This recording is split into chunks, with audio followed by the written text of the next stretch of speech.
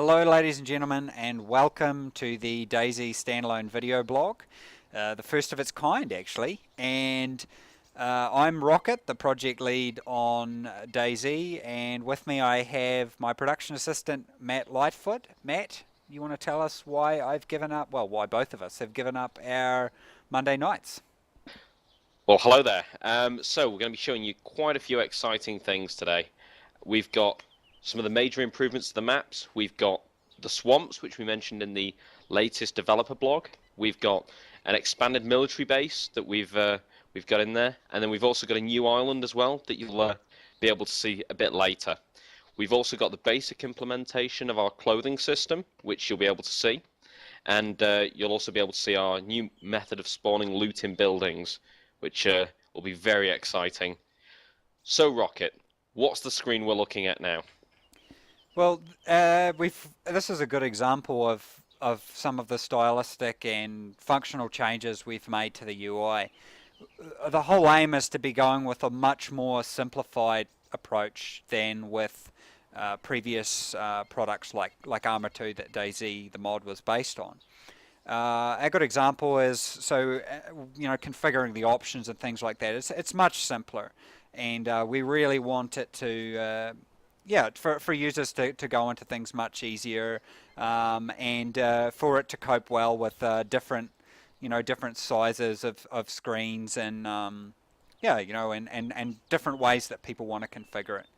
And there's a couple little errors popping up there, so I hope people do appreciate. This is a very work in progress, super duper early version of DayZ, so there will be a lot of little errors and stuff as we go through. So, Rocket, that character in the background, what's he wearing? Is that your normal going out gear? Essentially what we're looking at here is the player's avatar. So he's their character from the last server they were playing on. So the real focus with DayZ Standalone has been to make the player's character much more a part of their gameplay.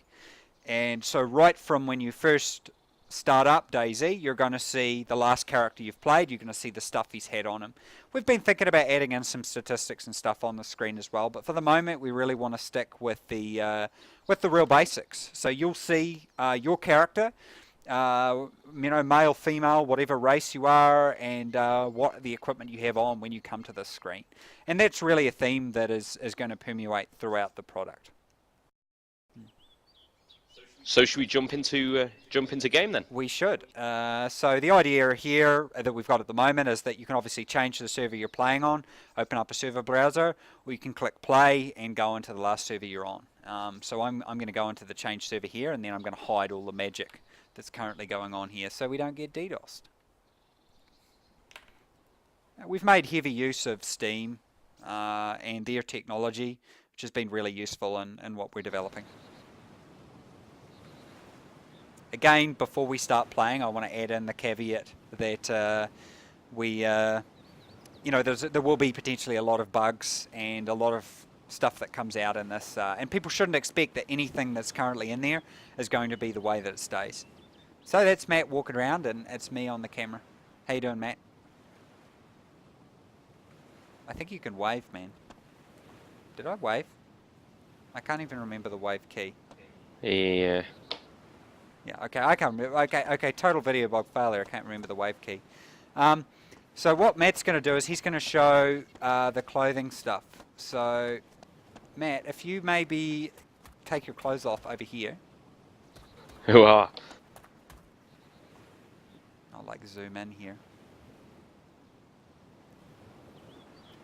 So just before we start as well, so that everybody realizes that we're playing a version of DayZ that has a lot of stuff disabled on it, because we really just want to focus on the key parts. We want to keep some surprises, and there is still a lot of stuff that hasn't been finished. So what we're going to do here is we're really just going to demonstrate the clothing stuff. So what Matt's doing here is he's going to put on some clothes. So if you just hold there for a second, Matt, stand up and maybe give us like a little twirl or something. So what Matt's done is he's put on a lovely red hoodie. What a beautiful item. So the idea is that there's many different slots of different clothing that you can put on, like hat and eyewear, face mask, hoodie. So Matt's put on a hat there, and maybe he'll put on some pants at some point. But I don't want to. As well, it's important people note, so on the ground at the moment, we don't have the on-ground version of the items, but that's coming out. So you won't see these like perfectly filled out pants sitting on the ground. They'll actually be proper pants. So I'll just get down and be like real cinematic here with it. Give me your best like model pose. Yeah, check that out. So yeah, give us a little twirl maybe. Nice. So one of our artists we've got working on this, Painterflex, has been working on these clothing items. We've got a huge list. There's like, already on my list, there's like 100 different stuff we want to put in. So, we're going to have different variants of watches and different types of compasses and gas masks and what else? Have I missed anything else cool that's in there, Matt? Aviator glasses, of course. Yeah, true. Like different kinds of glass and stuff. But I really want to focus on functional type items first. So I guess one thing that a lot of people probably don't think this is that cool, but this is a very big deal for the real virtuality system. It kind of has nothing like that really. It's pretty awesome. Did we have another top somewhere? Yeah. Should we spawn in some different coloured hoodies do you actually so we're know how to not do that? wearing matching clothing? Does it matter if I do that in the video blog? I don't think it does. I don't think it does. This bit here is going to be blurred out because we don't want you to see our new cool inventory screen. And we'll probably blur out this bit as well. Okay, so I've put the jacket on the ground for Matt, and he can go and he can swap that. So he's put his other top down, and he's putting that one on. Awesome. Another thing I guess that we'll show people or maybe tell people later on as well is each clothing item can actually have space for you to put different items in. So I think at the moment we've got it defaulted to you can fit like 6 small items in your jeans and stuff like that. Cool, so I guess put the tactical vest on, show people how that works as well. So the idea with this is that we're going to be able to do things like body armor, stab vests, as well as more like space-oriented items like this one, as well as, I probably should have put a backpack in as well, stuff like that. So there's all that usual stuff that you've got. But I think that's probably enough for us for clothing. Should we jump on some of the improvements with the map? Sure, let's do that. And here we are with the swamp. Yeah, so maybe you want to give us a bit of a background on this before I kick into technical mumbo-jumbo, Matt. So, really, this was one of the ideas of Ivan. He wrote to us when he was in prison in Greece, and he wanted to include some areas that we really hadn't experienced before with Chernarus. And he thought that a swamp would be a great way to kind of mix it up a bit and add in a new, different type of playstyle. Yeah, so this making Chernarus really fit the whole DayZ thing has been obviously, quite a key focus for us. And definitely, having that in the map design is really something we wanted to have, a lot more of. So there's a lot of these areas, and we've got huge plans. There's a lot of, new areas, new facilities and stuff to come across that we've really wanted to put in. So this is kind of just the start for us, and it's one of the exciting things that we're able to do with the project. It's not just to add features, but also to add, add new areas and whole new areas of content as well.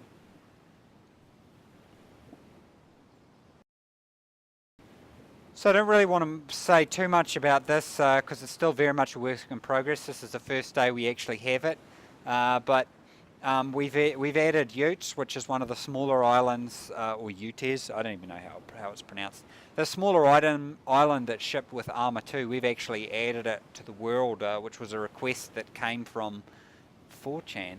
Am I even allowed to say that word on a video blog? I'm not sure I am.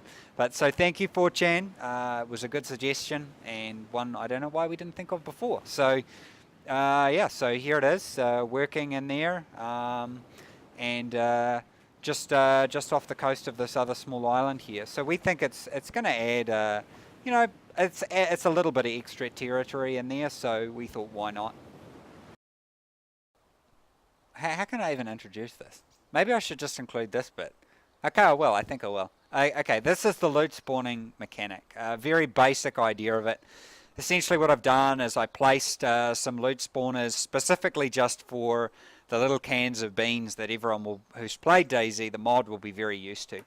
One of the problems that we had in the mod was you'd just go around and you'd find these little piles of loot, and you'd run into the building and see if there was a pile of loot. And if you didn't see any piles, you'd very quickly move on to the other building. So I wanted to get completely away from that and really make it feel like you were scavenging the environment. So we'll head inside this building, and hopefully it gives a good idea of what I mean. So the idea is that loot can spawn like behind an object, like you see this can here. You really have to get quite dynamic about looking around and trying to find the items. So it's really it's a totally different totally different experience. So I'll grab that because I really like my beans. So yeah, so the idea is that when you're going into these buildings, you're really going to have to scavenge and find stuff located in really difficult to find places. And someone might have come through and cleaned out most of a place, but might have missed something that spawned, say, behind the TV or something like that. So I really think it's going to add a lot to the dynamic of. And it really shows how it pays to be thorough. If you go through every building and search in every nook and cranny, you can find that extra can of beans or the fire axe that somebody else has missed, that may be hidden under a bed or, in a fridge or something like that. And, it just makes you be patient and really check everywhere out.